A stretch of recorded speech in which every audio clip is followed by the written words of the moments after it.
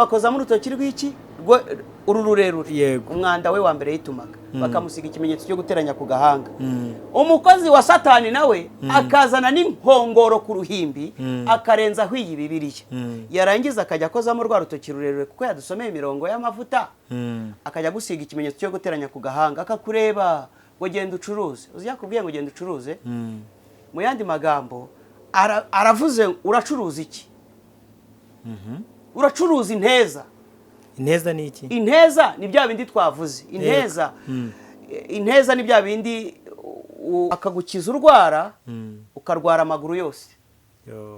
Nuko izo mbaraga z'ibitambo zimeze zirahari rero mu nsengero, ariko si insengero zose. Abafite umwuka w'Imana rero murababwirwa n'iki? Murababwirwa n'iri jambo. Yesu yaravuze ngo ntiwatanga icyo udafite. Yicuruza ifusa n'ifu. Ariko nk'uko nabivuze, jyewe iyo ninjiye mu rusengero ngasanga uruhimbi muri korari niyo yaba umuntu umwe arahicaye, ibere riri hanze, hariho ujya kubona ukabona yashushanyijeho sikorupiyo cyangwa ikiyongoyongo ku ibere. Uri muri urwo rusengero ukora icyo wasohotse ukigenda, watashye. Imana nzi iyo mu ijuru ntibaho ngaho. Abajya bavuga ngo Imana ngo ibyo ni iby'abantu, ngo agakiza ngo nikareberwa aho ngaho. Agakiza nikareberwa aho ngaho waba utambitse umuntu w'imbere, ntiwambike uw'inyuma. None se agakiza kava hehe? Avoka yera avoka. None iyo hari umuntu umwe twahoze tuganira ejo bundi arambwira ati twebwe hari igihugu azi ngo kibamo abantu basenga ariko bambaye ubusa. Ndagusuhuje kandi nkuhaye ikaze. Reka nizere ko wakoze subscribe kuri YouTube channel zacu kugira ngo ujye ubona ibiganiro byacu ko tubishyizeho umunsi ku munsi. Ngewe nitwa Prince Robert, umuhungu w'Imana n'abanyarwanda. Hanyuma uyu munsi nahuye n'umuhanuzi w'Imana witwa Zakayo. Ndagira ngo tuganire, ikiganiro cyitwa Gospel Talk. Namutumiye ngo tuganire n'umwe mu bagabo b'abasizi, abagabo bamenyereye iyi mihanda yacu. Urayimenyereye brother, were guseka kuko imihanda haranyerera, bavuga ngo haranyerera. Buriya iyo umuntu ahazi kuhagenda abazi impamvu yaho. Rero nifuje ko tuganira, ariko hari n'abantu bashaka kuba bankurikira nk'iwanjye bakaba bari ubwa mbere bakubonye mvuga ngo urahamenyereye. Ntabwo umuntu abazwi n'abantu bose. Reka twakire udusuhuze hanyuma utwibwire ubundi tuganire. Tugwaye ikaze. Murakoze. Nitwa Claude Hategekimana Zakayo. Urumva urugendo rwo kuvuka rero buriya ruba rurimo amazina menshi. Menye ubwenge numvaga bampamagara Njogori. Yego. Kubera Njogori nari mfite amatwi matoya. Iyi nkiyo nakosaga muze yakiriho arukuntu ajya gufata nk'ugutwi ngaba akurure zashokeye bikanga. Nisumbuyeho gatoya nari mfite marume yajyaga nyita ngo nyambo y'igihanga. Bisobanura iki? Ubwo nari mfite umutwe munini cyane, noneho bawunyitirira inka yo mu rugo imwe y'imbyeyi bari barampaye. Yego. Mbo nisumbuyeho nanone banyita Buyoya, ariko bakajya banyita Mayoyo, bakabisanisha n'uwo perezida w'i Burundi. Yego rero data we yari yaranyise Hategekimana, padiri anyita Bubakari, nyita Claude, ngeze kwa she banyita Bubakari. Nza kuri imihanda muvuzi inyerera, nza nitwa Mbeba y'inzungu. Yego. Rivaho ubu nitwa Zakayo Mukristo. Yego. Zakayo Mukristo. Urumva donc urugendo rw'amazina Imana yaguhinduriye amazina agiye atandukanye. Hanyuma uyu munsi impamvu nifuje ko tuganira, nkunda kugira ikiganiro cya spirituality. Ikiganiro dukora ku bintu bijyanye n'imyuka. Rero uyu munsi umuntu ashobora kuvuga ati ariko se Zakayo, ubundi Zakayo ni muntu ki? Zakayo ni indi. Iyo umuntu avuze ngo ninde ni muntu ki, ni ukuvuga ngo hari umuntu abashaka kumenya ngo uyu muntu ni muntu ki, ari kuvaye agiye ageze he. Yego. Zakayo ndi umuntu wavukiye mu karere ka Huye. Yego. Mu murenge wa Mukura mu kagari Karango A, ariko nk'abantu hano mu mujyi wa Kigali bamaze imyaka igeze kuri 17. Yego. Ngeze hano. Ubuzima bwanjye rero ndi mutoya, ndi umuntu ubaho mu mahoro. Ndi umugabo wubatse mfite umudamu n'abana. Yego. Si ibyo se ko mwana hungu. Aha vala. Hanyuma Zakayo uri umusizi, ukaba umuraperi, sibyo?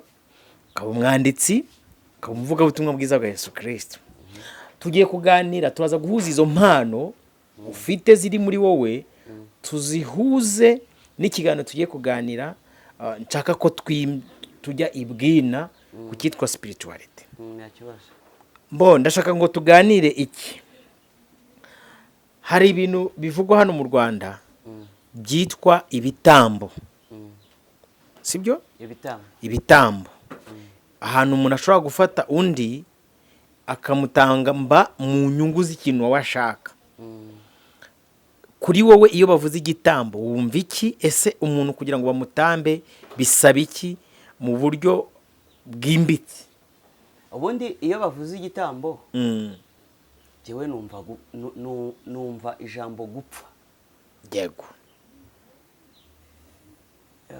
Mu yandi magambo igitambo gihagarariye ubuzima. Urabona nk'iyi telekomande tuyifate nk'igitambo. Yego. Ariko amasigino ava mahangaha cyangwa se amadiyode akoze iyi telekomande ntabwo uri kubibona. Yego. Ariko birimo indani.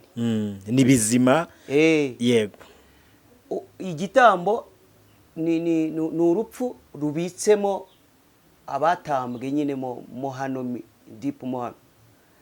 Gute? Ariko kugira ngo wumve imbaraga z'igitambo ni ubuzima nyine bufitwe n'ibiganza bya muntu mu moko kandi atandukanye. Ntabwo kubaho mu isi butagira ibitambo. Mu madini atandukanye habamo ibitambo. Yego. Ariko buri dini rikagira igitambo gikuru cyangwa buri torero. Yego. Oya tubarire buri dini kuko itorero ryo rifite igitambo kimwe Bibiliya ivuga cyashimwe ari we Yesu Kristo. Iryo ni ryuzi cyangwa se ni ryubara. Yego. Ariko iyo mvuye aha ngaha nkajya wenda mu barangi ngasanga bari kuvuza iriya ngoma yabo. Yego. Bayivuza mu buryo bw'umurishyo witwa vudu uvuzwa n'abapfumu bo muri Amerika y'Epfo. Yego. Nukuvuga bo iyo bavugije iriya ngoma yabo spirit babyita itorero. Ntabwo babyita idini. Bo babyita itorero. Yego. Idini nitwe tubirebera inyuma. Ariko bo mo imbere babyita itorero. Okay, voilà. Urabona ni nko muri ADPR. Buri abantu bo muri ADPR bayita itorero. Noneho abari inyuma yaryo bakaryita idini kuko riri mu miryango y'amadini n'amatorero mu Rwanda. Aho ni ugutandukana nyine mu buryo bw'imyemerere cyangwa amahame y'amatorero. Ariko nko mu barangi iyo bavugije iriya ngoma yabo barangiza bagahamagara abo bamarayika babo bera ntabwo babona abamarayika. Yego. Nibyo koko barabita barangi banababeshere ko bavuye i Bugande. Ariko uko kwera kw'abamarayika b'umucyo ngo bahoranye na Satani hari igice kimwe cyajyanye nawe ngarika hari abandi basigaye bazerera hano mu kirere ariko babagira neza. Yego. Ntabwo babona ariko haraza inzoka. Inzoka ifatika. Inzoka yingiyi igenda. Ariko ishobora kugukoraho we ntubimenye. Ko mbere yuko uyibona baguha ububasha bushobora kukwereka reba hariya. Urabona Yesu ari kubwira Filipo akamubwira ati genda umbwire Natanayeli. Urumva Natanayeli aho yibereye munsi y'igiti. Yego. Ntazi biri kubera inyuma y'icyo giti. N'izindi mbaraga zigira utuma n'utumwa n'uwatumwaho. Yego. Tugarutse rero iwacu urumva imbaraga nyinshi zo zizerera hano mu isi ni nyinshi. Hari abizerera muri Rubare y'u Bugande. Hari abizerera muri za Incarnation. Cyangwa se muri Transmigre mu bihingwa mu mbuto mu biki no mu nyamaswa. Mu nyamaswa ariko mu mazuba mu mazi. Twe twivugira ibyo wacu. Yego. Jya nkunda kumva hari bamwe mu bajya impaka bakavuga ngo ngo dusenga Imana y'u Rwanda. None nkibaze se uyu muntu Imana y'u Rwanda avuga arayizi? None Imana y'u Rwanda akayisanisha n'umuco wahahagaze, ariko akavuga ngo yirirwa ahandi igataha i Rwanda. Yego. Wowe uri umubyeyi cyangwa se uri umuyobozi, wakwirirwa ukemura ibibazo by'ahandi ukagera iwawe uje kuryama abana bawe ntibapfe nabi? Yirirwa ahandi igataha i Rwanda. Ariko birashoboka ko baba batayivuze ukwiri iy'i Rwanda. Iyo yivuze ukwiri ikikunkumura, ivamo icyo bita umuzima mubi. Kandi umuzima mubi arutwa n'umuzimu. Yego. Kuko iba yikunkumuye yagaragaye. Niyo mpamvu iyo igaye bamwe bariruka kandi ngo ari ba nyirayo. Bahita banyanyagira. Igasigarana bayipfumbase. Batayipfumbase kuko bayikunze. Yego. Bayipfumbase kubera ko mu mbere babasogongejeho. Aricyo cya gitambo mwavugaga. Yego. Igitambo ni uguheranwa cyangwa se n'ubuzima bubitsa ahantu mu gikono cyangwa se mo hasi hataba umucyo, haba umwijima. Yego. Igitambo nticyashoboka hatabayeho amaraso. Mu 1520 u Rwanda rwagendaga rwaguka. Yego.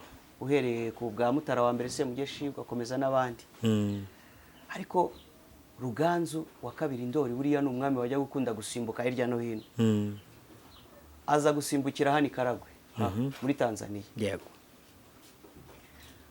Ngo ahagere akubitana n'umugore witwa Nyiraryangombe. Wari ufite umwana witwa Ryangombe. Nyiraryangombe afite inkomoko mu Bugande. Amubonye akunda uko agaragara, wakwifuza ko umubiri kuraza. Mu ndimi z'amahanga babyita shape. Abona ntabwo ari ishusho yo yarasanzwe azi. Yego. Ntibavuga se ngo yakandagizaga ikirenge hasi ngo agatobora umusozi. Ngo buretse gato turagendana turi kuganira kuko ngo turaza kuganira nk'umusizi, tuganira nk'umuvugabutumwa, tuze kuganira kugira ngo bigende neza. Bibiliya ivuga ku bamarayika baguye, aho bita sons of God. Abantu benshi hari ibintu bita imigani nyarwanda cyangwa se ibitekerezo, ariko burya umugani ugana kariho. Siko baca umugani mu Kinyarwanda cyacu.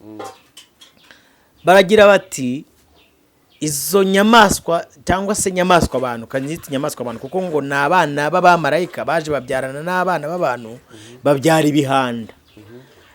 Abahanga nk'uko bivuze bavuga ko mu moko yose ibyo bihanda birimo. Uyu munsi ntibicyambaye imibiri minini kugira ngo utabikemanga, ariko n'uyu munsi biracyarimo bimwe uvuga ngo bifumbase. Ibyo nita ngo ni ibanga rya Muvara. Uyu munsi tuze kuganira nk'imvugo yuko abantu benshi bumva ngo habayeho Ngunda, bakumva ni igitekerezo, ariko uwo muntu yarabayeho mu buryo bw'igihanda. Dukomeze. Ibyo ndi kuvuga si igitekerezo. Yego. Ni ibyabaye. Ni realite y'ibintu byabaye. Yego. Ruganzu wa kabiri Ndoli ni umwami w'u Rwanda. Yego. Yabyaye Muyenzi. Muyenzi ubwo ni Mutara wa mbere. Yego. Mutara wa mbere Semugeshi. Semugeshi ariwe wiswe Bicuba. Ayo mazina yose naye. Yego. Yabayeho. Nyiraryangombe yabayeho. Na Ryangombe yabayeho. Yego. Nkuko na Nyabingi yabayeho. Uyu Ruganzu rero aramubonye, aramushimye. Umwami nyine ni Nyiribigabiro. Amusaba kumwambukana akamugeza i Rwanda. Yego. Iyo tuvuze i Rwanda tuba tuvuze Gasabo. Yego. Iyo tuvuze Gasabo tuba tuvuze Bumbogo bwa Nkuzuzu. Aha hakurya. Aha hakurya. Ukagenda ugafata kuri musozi wa Fumbwe. Ugakomeza ukagenda ugafata muri biriya bivumo bitatu biri ari Irutunga. Yego. Iyo Gasabo rero yabaga Gasabo ari uko irimo ibintu bitatu. icya mbere nuko habaga nyine hari icyo nakwita nk'ubuzima bw'umwami cyangwa se kubaho k'umwami bushingiye aho. Icya kabiri nuko hari umuhango wahakorerwaga ugendanye n'ibitambo. Icya gatatu hagombaga kugaragara icyo nakwita nk'ibiti bifite igisobanuro ku munyarwanda, ngo harazamo ibivumo, imiko, imiyenzi, umuyenzi, havemo umushyigura, bene ibyo biti. Kikaba ari igiti bitewe n'amagambo yakivugiweho ushobora gukoraho ukahita ugwaho, yagitongerewe, babyita umutongero. Ruganzu rero gufata Nyiraryangombe ngo amwinjize mu Rwagasabo ntabwo ari impuhwe yari akunze. Niyo mpamvu Nyiraryangombe nk'umuntu wari ufite umugabo we yari umugande cyangwa se afite umuco wa kigande, yaramubwiye ati rero nturi bunyambukane ngo ugeze i Rwanda, jewe ndasigara unjyane ushyire mu birunga n'umuhungu wanjye, n'uzajya unkenera ujye usangayo. Ariko ndagusaba ibintu bitatu. Icya mbere nuko Abanyarwanda n'Abanyarwandakazi mu gihe jyewe ntakiriho muzajya mushimira umuhungu wanjye, ntimubikore mu buryo bw'umuhango, mukabikora mu buryo bw'amaraso nk'igihango. Urumva ko katangiye kuzamo. Ruganzu yumva icyo kiroroshye. Ati ikindi ndashaka ko igicaniro cyanjye kitazazima mu Banyarwanda. Ruganzu ati nta kibazo. Nyiraryangombe ubwo yangaga ko donc urumva umwana yaramusanganye kumwe umubyeyi aba afite umwana. Nyiraryangombe yarakira akana gatoya kataramenya kwivugira. Ati kugira ngo umenye ko uzankunda ukandindira umwana nuko uzamukundira ibi ukabimukorera. Icya gatatu nuko mugomba kunywana, mukajya munywana mu izina ry'igisekuruza cyanjye mu buryo bwo kucyubaha. Ruganzu yumva biroroshye bitewe n'ibuno yari abonye ahari. Abagabo benshi tuganire, ndagira ngo abantu badukurikiye baze kugenda neza muri iki kiganiro bitonze. Abagabo benshi bamwe na bamwe bagwa aho hantu. Urumva wenda simbigemo cyane, gusa abadamu bagira imbaraga zakubaka mu gahe gato cyangwa zikagusenya mu gahe gato cyangwa n'igihe kirekire. Uko waba umeze, urabona wowe ubu ushobora kuva ahangaha ukajya mu mujyi ugiye gushakishiriza imibereho yawe na famiye n'ibiki, ugaheba bikanga. N'abantu wagiye ugerageza gusuhuza kona nta n'uwari ukwitayeho, ariko madamu wawe agahura n'umuntu nta n'indi serivisi amukeneyeho, yamusuhuza gusa yaseka akahita amusinyira sheke y'ibihumbi 20 akamuyihaho. Kubera iki? Ni imbaraga Imana yabashyizemo ndemana. Abahanga bagize kubaho kwiza nuko bagize abagore beza. N'abantu bagize ingombi ni abantu batunze abagore bakabananira. Bibiri igenda ibavuga nuko. Uyu mudamu rero cyangwa se uyu mubyeyi Nyiraryangombe yageze mu birunga hariya ngo ahakandagire nyine akambikayo, ahagira ubuturo. Ruganzu yamukenera akamusangayo. Ruganzu hamwe ubwo urumva harazamo izo ngabo z'ibisumizi, hazemo abamugaragira cyangwa se babajyanama be niko navuga. Afata bya bindi yahawe arabiduha, abiduha tutabimusabye, abiduha ari ibizanano. Erega biratagatifuzwa byitwa iby'i Rwanda kandi bitari byo. Mu kwezi kwa 7 no mu kwezi kwa 8 ubundi ayo niyo mezi y'ibitambo ku Banyarwanda. Ni ukuvuga y'ukwezi kwa 7 no mu kwa 8 kwaba kugeze, ukwa 7 urabizi ko amasaka abayeze basarura ku mbuga, ayasigaye ari igisigarira murima akaba kirimo kugeza mu kwa 8 batangiye kugenda bahingamo barima amasinde. Yego. Ayo mezi hanyuma umuntu witwa umwami akajya amusanga mu birunga bakaganirirayo cyangwa se bakagira n'ibyo bikorera. nihutishije Yego. reka ngere rero ku gitambo. Wibuke ko yazaniye abami n'abandi bose ni ishyano yabahahiye ko ishyano ryageze mu Rwagasabo. yego. ubwo babandi bajya bavuga ngo Imana y'u Rwanda ngo yirirwa ahandi igataha i Rwanda. Yego. hari abavuga ngo iyo ngiyo iragatsindwa n'Uwiteka. ubu namenye Uwiteka Yehova. Yego. y'u Rwanda ni y'u Rwanda. nihamane na ba nyirayo. nigumane na ba nyirayo. hanyuma bakoraga ari ikintu kidasanzwe. Yego. ni ukuvuga twari dufite amoko 18 muri icyo gihe. Abasinga, Abanyiginya, Abazigaba, Abacyaba. ayo moko yose cyangwa se ayo mazina y'imiryango Yego. yabaga afite uwitwarira ibwami cyangwa se uyatwarira ibwami mu gihe cy'ibitambo. Yego. ariko buri zina ry'umuryango ryabaga rifite igisobanuro ariko kibi. Umwega. Umwega ni igikeri. Yego. Igikeri ni ubugugu. Ingwe. Ingwe ni umuzigaba. niba uri umuzigaba rwose menya ngo uri ingwe. Ingwe ni umujinya. Yego. Abatsobe batsibura inkota ku gikanu ibitsike bikagwa mu muriro. abo ni bantampuhwe. ni indwanyi.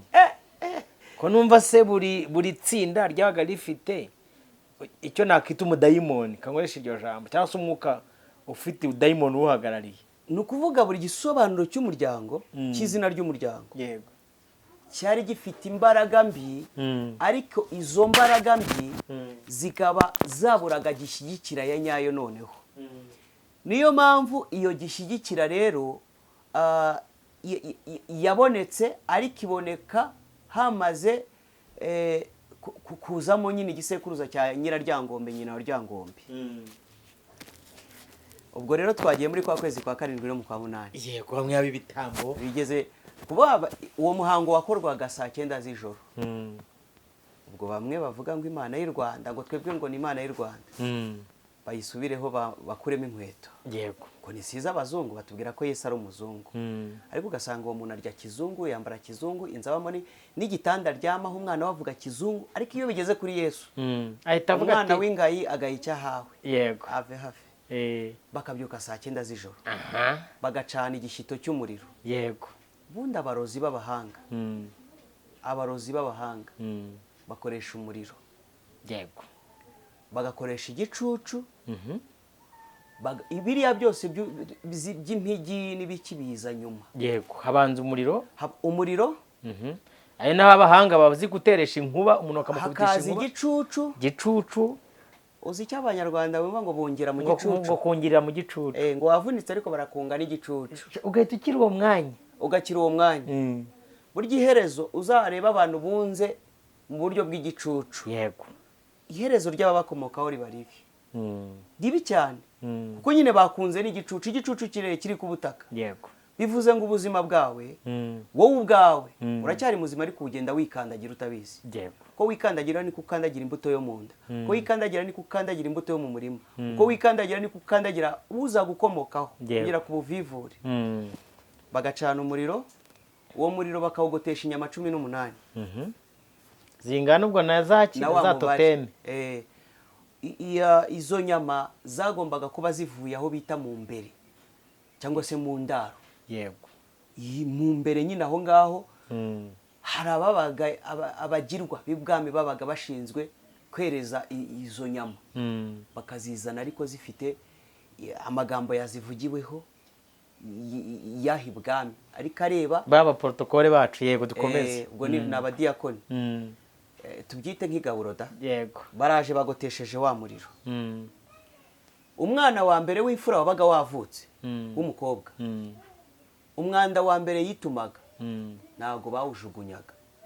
barawubikaga bakawurindiriza uwo muhango. niyo wavukaga mu kwezi kwa 9, umwanda wawe wa mbere barawubikaga kugeza mu kwa 7 no mu kwa 8, igihe wa muhango mugari uzabera wo gutangaho ibitambo. abo bana bakabazana babatwaye mu maboko, ariko umutwe ureba mu gice cy'iburyo. barangiza uhagarariye uwo muhango, cyangwa se ubwo ni reka mwite nk'umugirwa.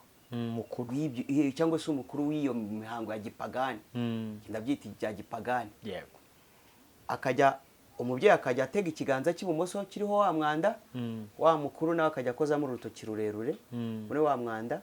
ubwo akana karacyari agahinja, yarangiza akagasiga ikimenyetso cyo guteranya ku gahanga, yarangiza agakomaho akavuga ngo uzahire uhire umuryango, kandi ijisho ry'imizimu y'indi miryango ntirikakubone. urumva ijambo avuze? mu yandi magambo amwaturiyeho yuko imizimu y'indi miryango itazamubona. uwo mwana ntamuretse, ahubwo yabaga amutambye bya nyabyo. bakazana noneho impinja z'abahungu zavuze zitari imfura, bakajya baterura za nyama, bakajya babarigatishaho ku rurimi, za nyama bakajya bazishyira hasi. noneho akazana inzoga yabaga iri mu gacuma kerejwe uwo muhango, akayisuka muri wa muriro. igitonyanga cya nyuma cyagwamo, akavuga ngo abana bacu bazabakorera ubuzima bwabo bwose. wowe nturavuka Robert, nanjye sindavuka, nawe Zakayo nturavuka, n'udukurikiye ntaravuka. iryo jambo bose yego ubwo rirareba nawe urimo, rirareba n'uzavuka muri 2001. urumva atari ibintu simple byoroshye. yego abakuru rero ubwo bamuzehe bakahita bajya kunywana hagati ya miryango, tukicara inkubirane, bagakeba umutsi wo munsi y'umukondo hano, yego nawe bagakeba uwawe. ayo maraso bakayavangira ku kibabi cy'umuko kitarapfundura neza, ariko bayavangishije wa mushyo yakebesheje. yego yarangiza akayoza ayo masaka. ntabwo ari amasaka abonetse, yagombaga kuba ari amasaka igisigarira cyo mu murima, amwe y'inyuma. hari utuntu tw'udusakasaka bagiye basarura, tuba twagiye dusigaramo, cyangwa nk'ishaka ryaguye. ariko bagasera hehe? ku rusyo rwo mu gasozi, yego nko mu ishyamba, urutare runaka, atari rwa rusyo rwo mu rugo. none akayoro karyaho, nanjye nkaryaho, cya cyuma kajya gikomanga hano. uzatatira igihango cy'abakurambere, nahenga ajye yotsa, ajya byarazivamo, ajya apfusha ifura, arakagwa ishyanga. ntiwumva ibyo yavuze? yego urumva atari ibintu byoroshye. mpemukira noneho uzi ko twanywanye wa muhango twarawukoze. izo mbaraga zakugiragaho ububasha, zikakugiraho ububasha gute rero? muri Zaburi ya 58 ku murongo waho ndumva ari uwa 4, ijambo riravuga ngo guhera mu buto, ngo abanyabyaha, reka ndishake, ngo abanyabyaha batandukanywa n'Imana uhereye ku kuvuka kwabo. ngo iyo bavutse uwo mwanya, ngo bariyobageza, ngo bakabeshya. donc uretse iri jambo turigendemo gakeya, kuko urumva twahereye ibwina hasi. niyo mpamvu muri introduction nakubwiye ni tugiye kuganira nk'umusizi, tuganira ko nk'umuvugabutumwa. twahereye hasi kugira ngo abantu nibajya babona ibintu byo mu 2026 rimwe na rimwe ngewe Robert nshobora kuza nk'abata, ariko mu mpungenge zanjye mfite wenda n'urugero Zakayo, ndi kumureba akanshisha. ariko kubera ko uburyo turi kubivuga, cyangwa se urabiza b'umwuka barondora b'umubiri, ijambo ry'Imana riravuze ngo abanyabyaha bakivuka, donc umwana akiba urusoro, burya bakigutwita uba wavutse. yego kandi uwavutse wese niwe upfa, yego wapfuye wese niwe uzazuka. yego cyakora hari abazazukira mu nzukira, inzukira zizababundikira, amarira bazaririra aho ngaho. isi yamaze gucura, gusudira umureka, ayo marira azashokaho. ubwo ni kuri icyo ngicyo, uko niko ijambo rivuze nyine, ngo abanyabyaha batandukanywa n'Imana uhereye ku kuvuka kwabo. yego mu yandi magambo, muri iki gitambo cyo kwa Ryangombe niho twavukiraga. yego n'iyi saha urabizi ko hari abantu bakivukira kwa Ryangombe. nkurikije uko Bibiliya ivuga, nyamwinshi niho bavukira. n'ubu turi kuvugana, yego ubu hari umuntu wicaye mu ntebe, yego uri gukomanga ku itaka avuga ati mbega uyu mwana n'uwahe kari kubizambya. kubera iki? ndi gushima hari kubabara. yego ariko nanjye munyihanganire na tumwe gukanda. izi mbaraga zo mu gitambo rero, ntabwo zagize ububasha kubera ko abantu bashakuje. Yego. Ubundi uwo muhango iyo warangiraga hari icyo bitaga kunezeza abazimu. Saa 9 z'ijoro, saa 10 za mu gitondo. Yego. Umugabo wese ahari yahita agahindukira umugore wa mugenzi we bagasambana muri uwo muhango. Muri uwo muhango akavukamo rimwe na rimwe ibyitwa amacugane n'ibindi. Umugore wa runaka, okay, umugore wa Trump n'umugore wa Maduro bahise bahurira ku misozi, umwe ahindukira umugore wa mugenzi we kugira ngo banezeze abazimu. Ku gasozi imihumetso mwese hanze. Yego. Nako imibiri da ibibuno nako kugira ngo mubanezeze. Imana igakomeza kubikurikirana. Ibyo byagize agaciro rero kugira ngo umenye agaciro kazambaraga zirimo amaraso. Nuko iyo umpemukiye nibwo watakwa n'ibisekuruza by'abazimu. Nakubwiye ko twagiraga hamwe muri Efeso handitse ngo ntimukirana n'abafite inyama n'amaraso, ngo ahubwo murwana n'imyuka mibi y'ahantu ho mu ijuru. Aha, uko bivuze iki rero? Biravuze ngo numpemukira. Yego. Harazi yo bita mugasa. Ubwo mugasa gishinzwe iki? Ni ingabo z'abazimu cyangwa z'abadayimoni bashinzwe kubiba ubusambanyi mu bantu. Ni umwuka w'ubusambanyi. Wowe uri umukire, ufite imodoka, ufite igipangu, uryama muri etaje ya 3. Mugasi kazi gakukomanga saa 9 z'ijoro, ukamanuka akajya muri twa tuzu two hasi, ukareba agakozi ko mu rugo. Yego. Ugasambana nako, usize ikizungerezi wakoye ku manywa, ukagiha inka bateye icumu. Urumva? Kubera mugasa. Mugasa kandi igiye kuza izari bya bindi by'imbebango yototera isuka, yototera umuhini, yototera iki. Urumva? Mugasa yaraje no musengero zacigeramo. Irabanza yumvisha abayobozi b'amadini n'amatorero ko kwambara ubusa atari icyaha. Kuza wambaye isengeri wayisikanzu si icyaha. Yego. Ubundi se waje gusenga Imana cyangwa waje gusenga umuntu? Kuki murebuzwa? Imyambaro ntizakujyana mu ijuru. Mwavuze ijambo ry'Imana, kuki mwirwa kuri kamera? Kuki mureba imibiri y'abantu? Mureba imibiri y'abantu mushakaho iki? Nugeraho hantu. Yego. Menya ngo mugasa yahageze. Kuko mugasa ikintu cya mbere ikora, irabanza ikagukokora mu buryo bwo gutekereza. Ukazirura ikizira. Hano mu gutegeka kwa 2:22 haravuga ngo umugabo ntakambare nk'umugore. Yego. Yesu yigeze akuraho iryo tegeko cyangwa yaje kurikomeza? Yaje kurikomeza no kurisohoza. Yesu yaravuze ngo nibabona ingeso zanyu nziza bahere ko bahimbaza hehe? So mu ijuru. Wenda reka nemere ko hari ibihugu bitaratera imbere, bitarabona imyenda yo kwambara. Wowe ko wamenye ko kwambara se ari byiza, ubiretse ute? Ni gute ujya mu isoko ugiye kugura umwenda wo kwambara? Yego. Aho kugura ikanzu, ayo makanzu nayo arimo ibyiciro. Harimo iyo bita nyitegereza umbenguke nurangiza umbaze. Hari n'akajipo nabonye ngo bita ngo beyura wihi. Hari iyo bita murembuze. Hari iyo bita ndenda kubivamo, ya makanzu maremare meza yambara abakobwa b'iwacu muri ADPR, ariko hasi igice cyo hasi guhera hano mu mukondo ni supaneti. Harantona neza, aririmba neza, aracuranga neza, ariko ari hafi kubivamo. Ntumuhamagara, ntiyikwije se uramubaza iki? Nta kayungiro ni supaneti. Yego, reka dono turi kugenda connecta cya gitambo naho ndi kubizana ukuntu abanyabyaha bavuka mu ivuko ryabo bagahita biyobageza. Noneho uyu munsi turi mu 2026.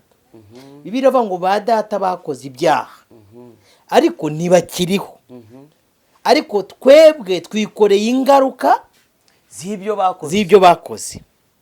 Sibyo? Ari icyo bita connection. Watanze urugero rwiza dutangira rwa telekomande. Uravuga ngo imbaraga zigenda muri telekomande zijya kwatsa televiziyo zishamitse muri iyo telekomande, ariko urupfu rwayo nigiye izo mbaraga zavuyemo. Sibyo? Mu kugira ngo uravuga uti kugira ngo igitambo kibeho nuko haba ikitwa gupfa. Sibyo? Nukuvuga ngo Zaburi ya 59 ku murongo wa 19 aravuga ngo babandi baje bagaruka nimugoroba bakankame nk'imbwa, bazenguruka umudugudu bahunahune bashaka inyama, nibadahaga bakesha ijoro.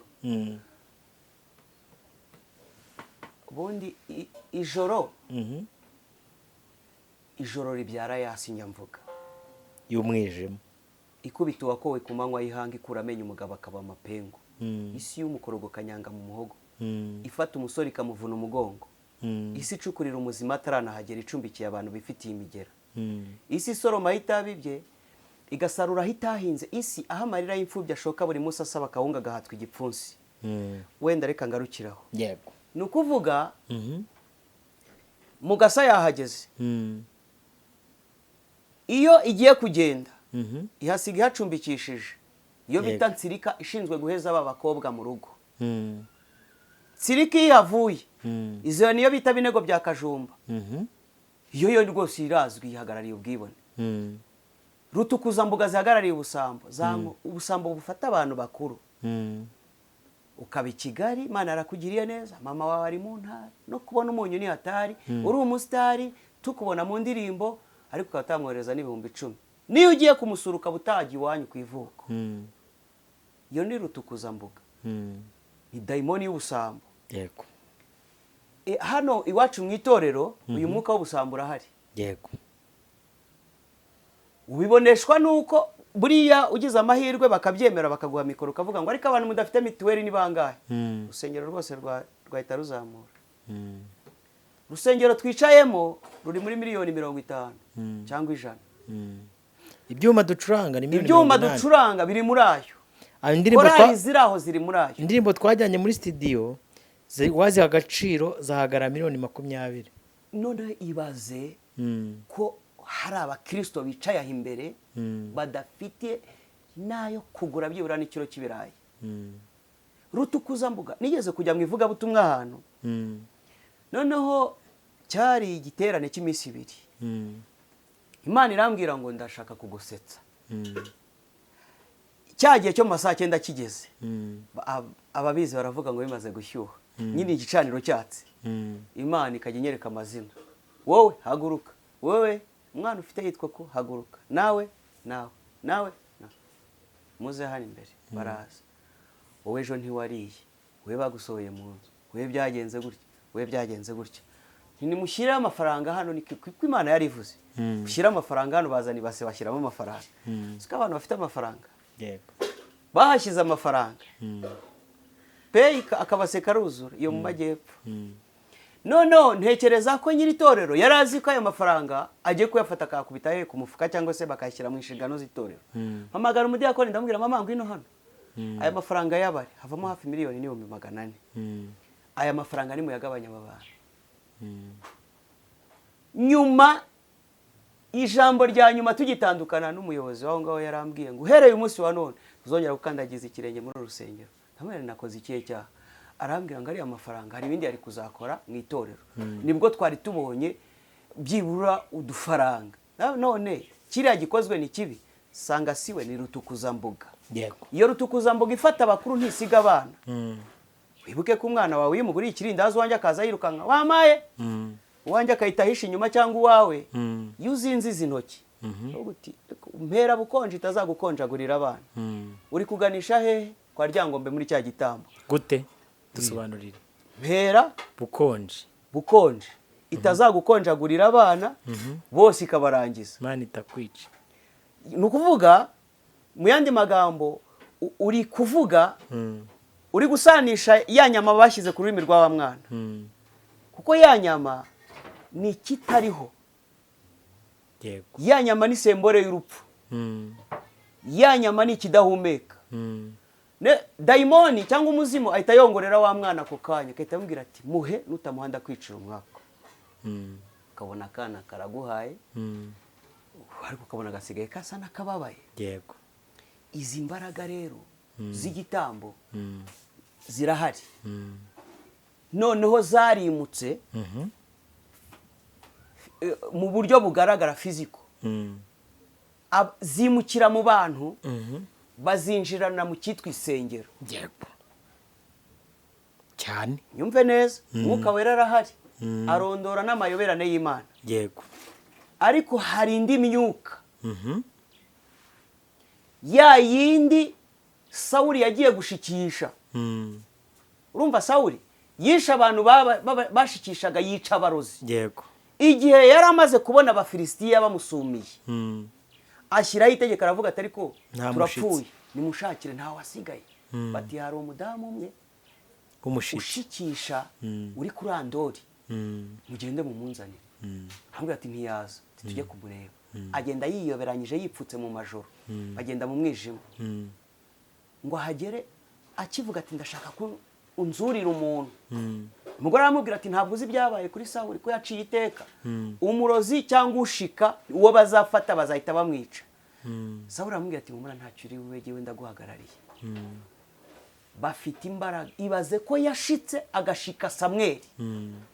Samweli wari umuhanuzi w'Uwiteka, Samweli wari umutambyi, Samweli wari akanwa k'Imana. Amavuta yamunyuze mu biganza ni menshi, ariko uwo mupfumukazi afata spirit ya Samweli utakiriho wapfuye, arayigarura. Samweli avugisha Sawuli. Urumva imbaraga Satani afite? yego Mu ishusho y'ibigaragara Sawuli yakaba yabonekewe, kuko abonye Samweli mu gihe yari amukeneye. yego Ariko utumye Sawuli, uwo mwuka wa Sawuli ugaruka. Wibuke ko ikuzimu Bibiliya iravuga ngo nta kumenya, nta migambi, nta n'ubwenge bibi kuzimu. Upfuye abapfuye. yego Ariko ibaze ko umupfumu afite ubushobozi bufata spirit ya Zakayo jewe ntakiriho, akamuvugisha n'umugore wanjye, akamubwira ati jewe nkaza nkamuvugisha ariko atarige, ari igisa nkanjye. yego Iyo spirit rero yaraje irazijya, nukuvuga kubera wa murage twahawe wo kwa Ryangombe. Kandi umurage wa gipfumu ntucika mu muryango, ntucika mu gihugu. Nubwo igihugu gifite umwami kikagira umutambyi kikagira umuhanuzi, ni nako biringaniye ku bapfumu no ku myuka mibi. Birareshya. yego Bivuze ngo mu nsengero hari abo tubona nk'abakozi b'Imana, ariko atari abakozi b'Imana. yego Bambaye agakositime, batwaje ibitabo, bafite wa mwuka wa gipfumu, bari busubire mu nzu y'ibyatsi n'icyubahiro, bafite n'amashuri bize, yego n'imodoka bagendamo. Nawe koko usirimutse ntabwo wajya kubaho hantu. yego Uragerageza uburyo bwa bupfumu bwawe buba develope, buba modani. nibiba na ngombwa ujya aho bisumbuyeho bakongerere. yego Nibamara kukongerera nawe uze wongerere abakuri imbere. Urakoresha iyi Bibiliya, kuko abarozi ba mbere baba muri Bibiliya. Umurozi w'umuhanga uzi kuroga neza akoresha iyi Bibiliya. yego Iyi Bibiliya ibamo urupfu ikabamo ubuzima. Iyo uyijenjekeye urapfa bya nyabyo, ugapfa uhagaze, cyangwa se kuko umuntu apfa gatatu. Umuntu wese wavutse birovias agomba gupfa, uyu mubiri ukarangira. yego Hari n'umuntu upfa ahagaze, hakaba n'upfa mu bugingo. Rero Bibiliya abantu benshi bari gupfa mu buryo bw'ubugingo. Tugahimbaza ariko tutari kuvuga Imana yo mu ijuru. Kuko n'uyu washitse akabona Samweli, igihe Sawuli yamubaza ati ubonye nde, ati mbonye Imana iva kuzimu. Ariko ni y'ikigirwamana, mbonye Imana iva kuzimu. Bivuze ngo n'abadayimoni barabizi ko, n'abemera Satani barabizi ko Satani bamufata nk'Imana. Byaraje rero byitugira he mu itorero. Nta kindi kizabikubwira. yego Si ishuri rya teoloji, kuko teoloji wakwiga ukarenza dimension ya 5 washaka ukajya mu y'ijana, utaramenya Imana cyane. nta uyimenya, nta n'uyimenyera, yego kereka wowe yihishuriye. Ariko byibura ku gakeregeshwa waba usigaranye, utunze umwuka wera, yagusobanurira ukunyuza imbere uwo ari we. yego Agaciro si uko wakomewe amashyi na benshi, ahubwo agaciro ni uko amashyi y'umuntu umwe yakomwe adakomewe mu rusaku, ahubwo ari ayituzi. yego Uyu mwuka rero w'ibitambo mu nsengero urahari. hanyuma uyu mwuka w'ibitambo mu nsengero urahari. Numva ndashaka kuzagutumira tugakora pariti ya kabiri. Uti kubera izihe mpamvu? Twabonye ko ikintu cyitwa amaraso, sibyo? Mbo tubona icyo bita ibindi bishamitseho. Amaraso ni icy'ingenzi, ariko hari imbuto, hari icyuya, sibyo? Hari umwuka, hari amacandwe, kugira ngo ya telekomande yacu twatanze urugero tugitangira ibashe kugira reyo de transmission yo donc reka tubyite bluetooth kugira ngo abantu babashe kubishyikira kugira ngo iyi telecommande tuyikubite mu cyo bita wave ijye kuri televiziyo bikore ayo ma reaction chimique ni ukuvuga ngo kuri iki gitambo cyo mu rusengero yego ndabivuga kuko nzi umupasiteri wankoze ku mutwe bwacya nkajya kwiyahurira mu nganda kuri Alpha Cables arahazi cyane yego ndabivuga kubera ko igihe nari nkiri umusilamu Sadi tuvuye ikinyinya kugura moto yarambwiye ati nageze mu rugo sanga madamu wanjye ari kumva radio Umucyo kandi ntibibaho bavuze ko Kimironko ari urusengero rutanga amafaranga tugeyo tugiye muri rwa rusengero mwagendaga nk'amazombi ahari mu rusengero mu rusengero ukagenda ahubwo umeze nk'umuntu urumva kubera iki ni ukuvuga uturi imbere we yamaze kudutwara yego mu buryo bwo kubaho uri kubona umuntu physical ariko mu buryo buri spirit kuko ikuzimu n'abagikuzimu ntabwo bagenda kibiri yego bagenda spirit uwaho ni nko kuryama ugasa n'ugiye mu nzozi uhwejeje ugahwejesha amaso nanjye ndahaguruka ariko niya buri Imana ikigufiteho umugambi nta kintu uba yego jewe nakijijwe bivuye mu mpamvu z'Imana yego kandi ngira ngo uranzi byo nivura ugusema byose yego kugira ngo uzabone nasubiyeyo ntibibaho cyeka ntakiri mu isi gibundi mu nzira ijya mu bugingo ariko nyiraho muri urwo rusengero nanjye ndaje habura metero kugira ngo nkandagire kuri rwa ruhimbi niyumviye urushyi urushyi ariko urushyi rusa n'urukoramo hano gutya pana ukuvuga ngo mu matwi ngo hano mbe ni hano mu maso yanjye kuriyo numvise urushyi rwarankubise numva amaso avuyemo numva amenyo avuyemo ariko nyuma y'urushyi kurwo rushyi rwankubise inshuro muri jye kuwambonye ngwa naguye rimwe ariko urwo rushyi rwankubise karindwi noneho uko nagiye ngarura ubuzima nari meze nk'umuntu uri kwambikwa uwundi mubiri niyumvira ijwi ry'Imana rirambwira ngo bamaso hano winjiye simpaba nakuzanye hano kugira ngo wige ibyo uzajya ubona uzabibwira ubwoko bwanjye subira kwicara twasigaye mu rusengero turi abantu babiri jewe naricaye mu gihande cyo hagati ku ntebe ya gatatu turutse inyuma hari n'undi musore wari uri ku idirishya ryo ruguru rireba ku muhanda uwo musore yasigaye yicaye wagira ngo nawe yari umutasi w'ijuru noneho ntungurwa no kubona abadiyakoni bakajya baza umwe agahagarara aho undi agahagarara aha ngaha none bamara kusa n'abatugose akahita dutunga ikiganza ngo ariko aba basore nibafashwa b'abanimateri ngo hareruya yatera hareruya nkahita jya mpita mureba kubera nari nahawe ububasha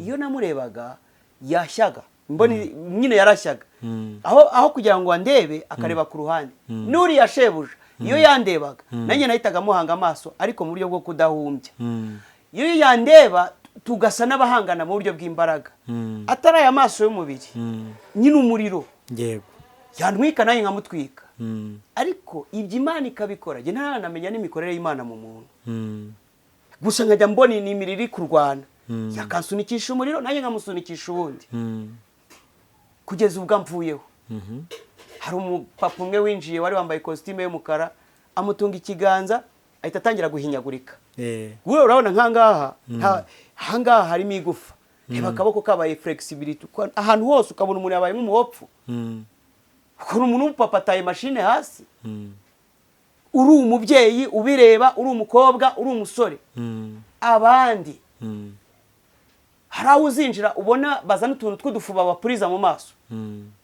nshuti yanjye nemera ko Imana ishobora byose Yesu yahuye n'umusore wari ufite ubumuga bw'amaso atoba icyondo si icyondo amusiga mu maso Yesu yigeze amufata akaboko ngo amugeze i Silowamu we yamukoze ku maso akoresheje icyondo aramubwira ngo genda ujye i Silowamu wiyuhagire kubitura hasi mu nsengero munyumve neza na Yesu hari abo yajyaga asengera igicuri cyajya kumuvamo akavuza induru akitura hasi akigaragura hasi bitewe n'imbaraga ziri kumuvamo. Yego. Ibyo biratandukanye. Biherekezwa n'ikihe kimenyetso? Ni ukwihana, ni ugukizwa, kuko izo mbaraga z'umwijima zigaragaye aho hantu inshuro nyinshi haba umwuka wo kwihana, kuko Imana ibivumbura abantu bicaye aho ngaho. Yego. Wowe wagize gutyo, wowe warasambaye, wowe wakuyemo inda, wowe ibyo mwebwe mwakoze. Noneho ahandi muri izo nsengero kubera ko turi mu gihe cyo gukenera akazu, imodoka, visa n'ibiki, ho hakurikiraho umwuka w'ibitangaza. Niyo mpamvu yafasha abantu bose bari baryamye kuri rwa ruhimbi, bamaze kweguka abatondesha umurongo imbere ye, afatiye Bibiliya. Sinakubwiye ngo umurozi wa mbere ari muri Bibiliya, asoma ahantu hose handitse amavuta. Samweli yayasutse kuri Dawidi, Sawuli yayasutsweho, bande bayasutsweho, Yesu bayamusutse ku birenge, ukumva ni imirongo yihamya y'ibyo agiye gukora. Azana inkongoro, inkongoro irimo ibice bibiri, hari inkongoro yo hasi n'agakongoro ko hejuru. Basukamo amavuta ya elayo, ayo mavuta ya elayo akajya akozamo rwa rutoki rurerure. Wibuke kwa Ryangombe bakozamo urutoki rw'iki uru rurerure, umwanda we wa mbere yitumaga, bakamusiga ikimenyetso cyo guteranya ku gahanga. Umukozi wa Satani nawe akazana n'inkongoro ku ruhimbi, akarenzaho iyi Bibiliya, yarangiza akajya akozamo rwa rutoki rurerure, kuko yadusomeye imirongo y'amavuta, akajya gusiga ikimenyetso cyo guteranya ku gahanga, akakureba ngo genda ucuruze. Uzi yakubwiye ngo genda ucuruze, mu yandi magambo aravuze uracuruza iki? Uracuruza inteza. Inteza ni iki? Inteza ni bya bindi twavuze. Inteza ni bya bindi uhagarariye igitambo yavugaga. Uzatatira igihango cy'abakurambere nahinga ajye yotsa, ajya apfusha ifura, ajya byarazivamo. Ntiwumva? Kwa kwaturiyeho ngo genda ukora iki? Genda ucuruze. Abana bawe no kuvuga ngo wabatambye, ariko we abeho. So wamutambye niba umufite, ariko wabeho. Yego. Hanyuma kuko bafite ubushobozi, Satani arareba, akoresha icyatsi cyitwa umushyigura. Ubwo uhagumishijwe nuko yarondoye amazina ya papa wawe, ntabwo yarengejeho ijambo ryo kwihana. Kandi urabizi ko nubwo akubwiye ngo Imana iguhaye gucuruza, urabizi ko n'ubundi waraye usambanye, cyangwa warayikuyemo inda, cyangwa warayikoze ibizira. Uwo mugisha ntabwo uvuye ku Mana. Satani ntagatanga agakiza, watanga urupfu. Ubucuruzi buherekejwe n'urupfu, urumva buvuye ku Mana. Arafata icyo cyatsi cyitwa umushyigura. Icyatsi cyitwa umushyigura abakuru barakizi, ni icyatsi kigira utubabi dutatu tune. Icyo ni icyatsi gikomeye cyane, kimwe n'umuko cyangwa umunyinya. Ni ibyatsi umushyigura usa gushyigura nyine. Tuvuge wowe niba baguteje wenda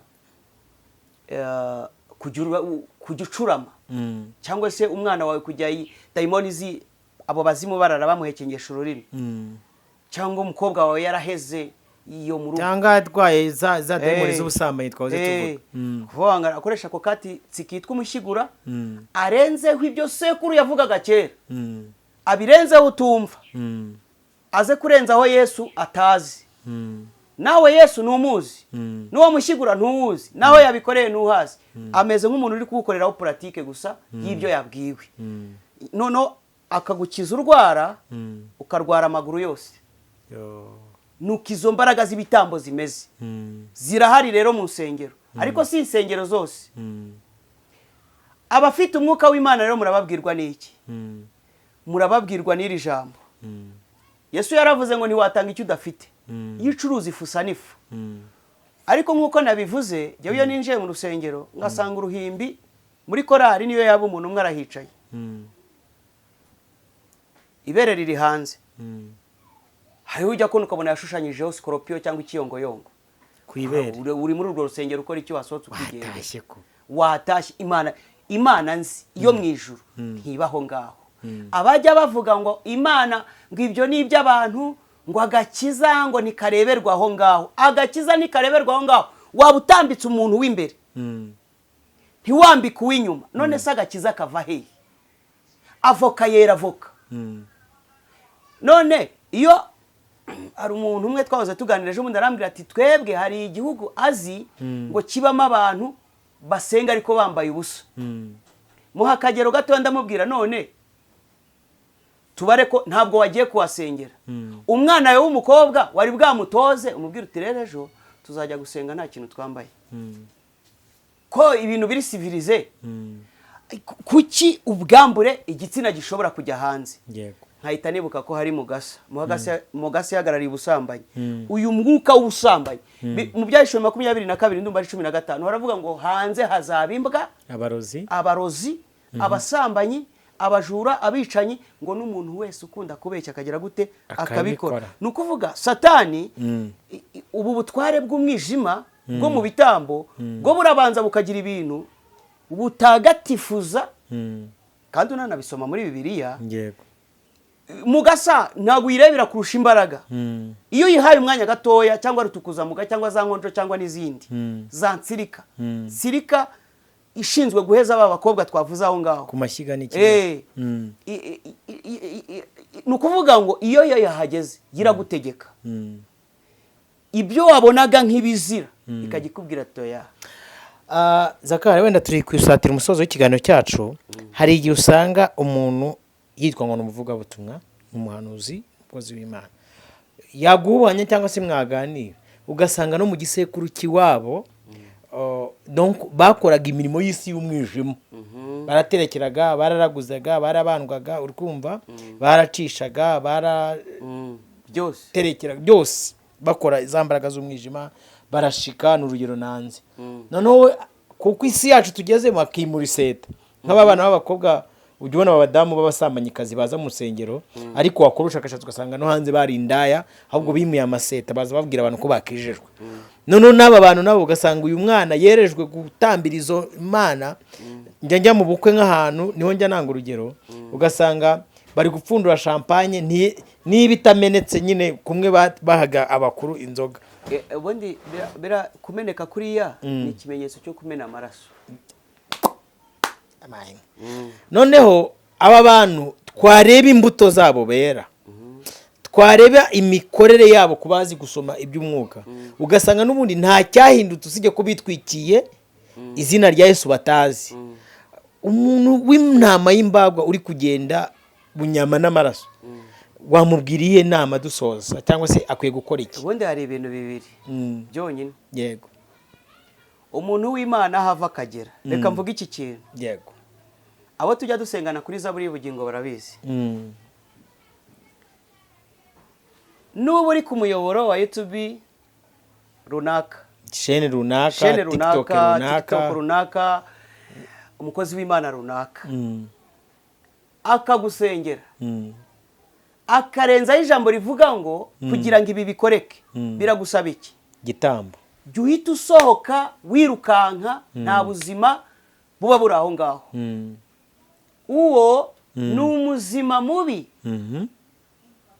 kandi umuzima mubi arutwa n'umuzimu ni umuzima mubi wo mu rusengero uwo nta kibatagukorera ni nako gusa n'ubu uri kuri live abo dusengana barabizi cyangwa se n'izindi live njya nzijyaho ariko atari zose ariko iyo ngeze kuri live ngasanga bari gusenga ariko hasi banditseho ngo nimero yo gushyigikira umurimo wade limiti ya konte y'amayero muri Ecobank cyangwa hehe cyangwa mu kindi kigo bitanyivaho kubera iki uw'Imana yaherewe gukiza ku buntu gusenga ku buntu kubwiriza ku buntu ikintu cyose rero kikubwira ngo mpa ubu ahubwo reka nkwibira akabanga hari abantu bari kuri izi mbuga nkoranyambaga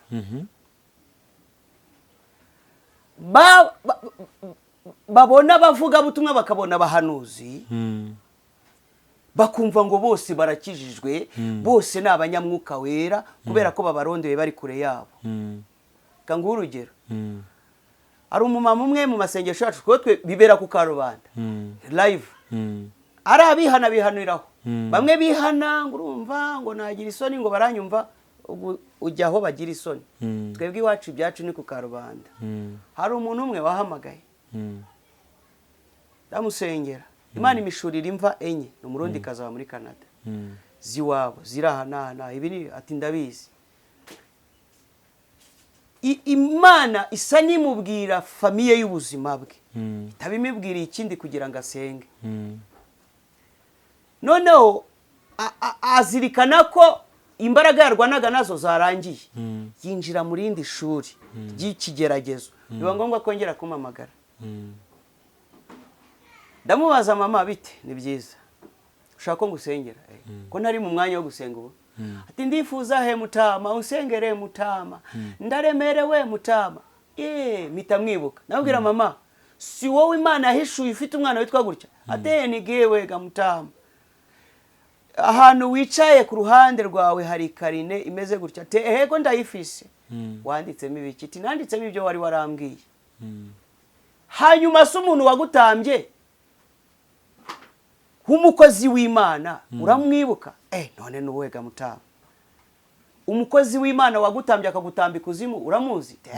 Nawe none hano muri Canada aba barozi. Ndamubaza mama, Imana uriya Roba nubwo hari igihe tubivanga ariko tujye dushimira Imana ko ari agakeregeshwa gatoya Imana yashigaje.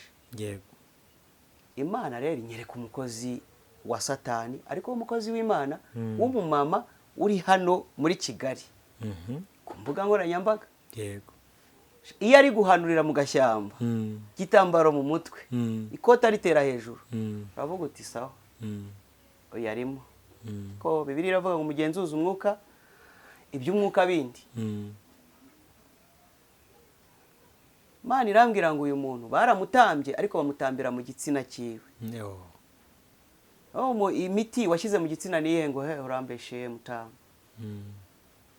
Nta miti washyize ngo ndibutse Mutama, hari umukozi w'Imana uri Kigali none yarambariye kugira ngo ibigeragezo mfite ngo nzafata icyatsi izina ryacyo numva rarivuze ngo akivugute none ngo asige mu gitsina ngashyire no mu byo kuryaho umugabo.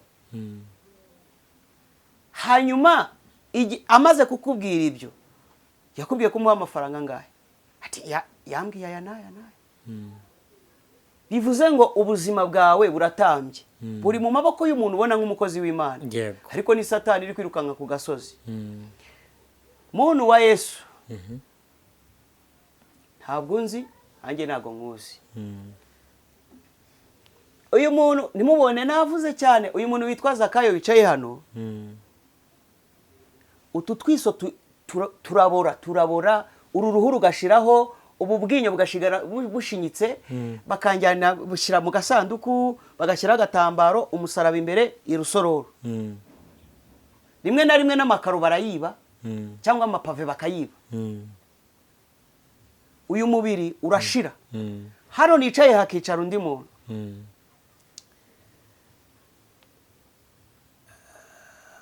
Nubwo igihe cyo gusenga kibaye gito, iyo ku mupaka hakajijwe umutekano nibwo abahanga bo kwinjiza fraude bazinjiza neza. Nimwinjire mu gihe cyo gusenga, abo bakozi b'Imana, umukozi w'Imana uzajya uguza icyo ari cyo cyose, ujye umenya ko ari we mupfumu wa mbere mu isi. Jya uhita umuva imbere wigendere. Yego. Icya kabiri, abantu mukeneye gutunga umwuka w'Imana kugira ngo ajye abahishurira imirimo y'abapagani batakebwe bataza agaciro k'imbaraga z'umusaraba wa Kristo Yesu. Kwa ryangombe niba baramenaga amaraso, byasabye igitambo cya Kristo Yesu uzakamena amaraso kugira ngo tubashe byibura kuvuga muri aka kanya. Muha Imana umwanya, ataruka intambara zabafashe, ataruka ibigeragezo byabafashe. Mukundira ijambo dore iki kizabaro, iri rizabarokora. Yego. 94 nari mu Rwina, igihuru nakinyuzemo, akanyaru nakanyuzemo, kantwara umugabo w'i Burundi yambuka araza nkuramo kugira ngo mbashe kuvugira ijambo. Impanuka nanyuzemo ni nyinshi, uburozi nariye ni bwinshi, ijambo ryaranzuye. Ikizura abantu ni iri jambo. Yego. Ntihakagira umuhango ari wo wose ukorerwa ku mitwe yanyu. Ntihakagira umuhango ari wo wose ukorerwa ku mutwe wanyu. Umukozi w'Imana kamushimire Pastor Julienne Kabanda, niwe nzi ushobora kumpamagara yarampamagaye tugira ibyo tuvugana yego ambwiye ngo fata amazi ngo usengere uyanywe nayanywa Antoine Rutayisire ambwiye ati reka ngo usengere kubera nzi ko sije byabibayeho gusa nzi ko Namani yayibiyemo karindwa arakira ariko ntabwo Elisa yakoze kuri Namani kandi yari afite uburenganzira ikintu cyose kikorewe ku uzakubwira ngo cira hano nkeneye amaraso n'izi ndangamuntu z'ejo bundi nta satani zirimo nta bugingo burimo byagira aya maraso ubonye yagiyemo nyanyagira ariko nta maraso arimo nibwo bugingo yego ntihakagira ikintu cyose cy'umuhango gikorerwa ku buzima bwanyu nicyo kizababashisha none umusengesha umwuka iteka mu buryo bwose bwo gusenga nicyo kizabashoboza ndumva ari cyo nababwira ubwo hano harimo akantu gakomeye abantu batabashe gusigura reka nsoza ikiganiro nanjye nk'abasigurira umukozi w'Imana aho yava hari hose uwitwa umunyamasengesho witwa umushumba witwa umupasiteri nujya kubona ko hari imihango ari kugukoreraho uzi ubwenge wanyerera uzi ubwenge ukuramo akawe karenge ukanyanyagira yego reka tubashimire mwe mwese mwabanye natwe muri iki kiganiro tubararikire gukurikira ibiganiro byacu bigaruka kadushimiye na Zakayo wafashe umwanya akatuganiriza wakoze murakoze natwe turabashimiye ibiganiro byacu nakagaruka shalom naho butaha